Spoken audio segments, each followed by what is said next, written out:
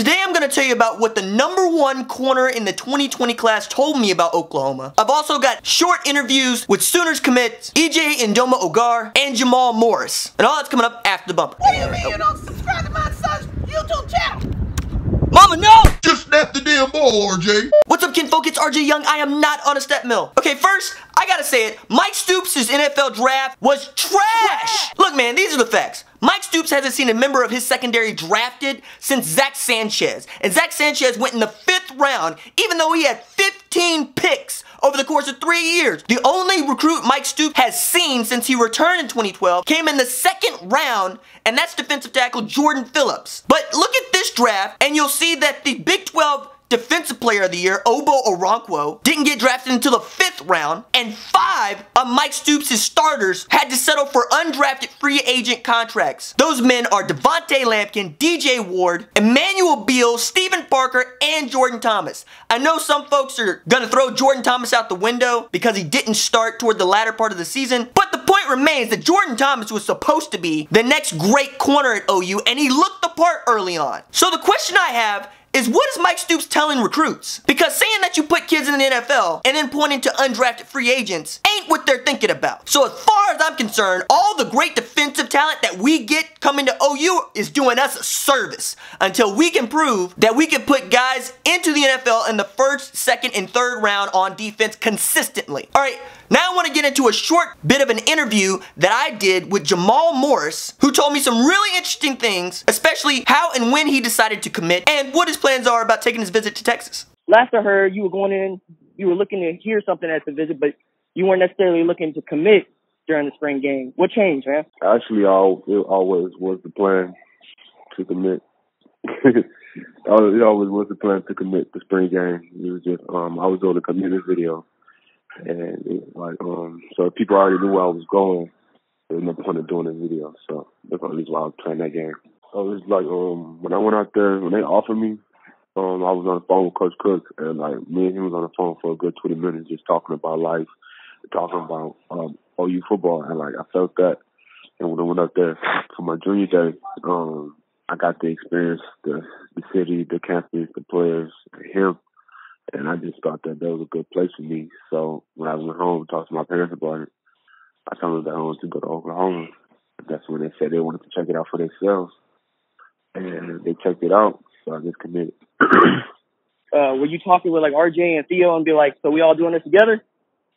Yeah, because we all close. We've been close for a while.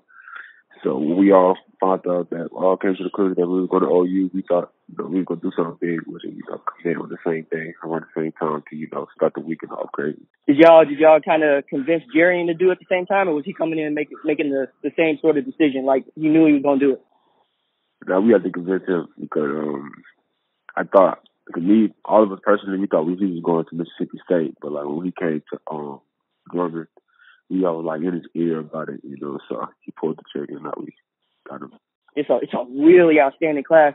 Who are you still looking to try to pick up, man? Zayda Davis and Chris Steele, those 2 corners, but then we'll be done. You still planning to take your visit to Texas, I assume, right? No. No. Oh, no. You done with visits? Yeah, it's done. Oh, you commit. 6-7 months of this. I assume you're gonna sign during the early signing period. I'm still debating on early term because there's a part of me that still wants to run track. So I'm not sure about the early signing day.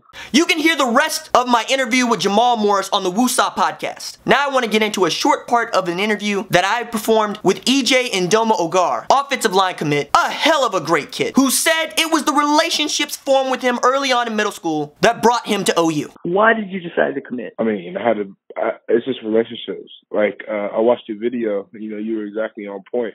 It was with Coach Darlington and Coach Bedenbaugh.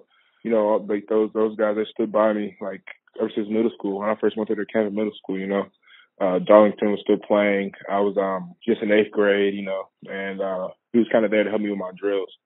And he basically like helped me believe I could do anything, and I didn't forget that. And that was my and Coach Bedenbaugh, they always had a good relationship with me. I had a good relationship with them. Just the family ties with it. You know, because my grandpa got his PhD up there, and my brother, he's currently up there as a student.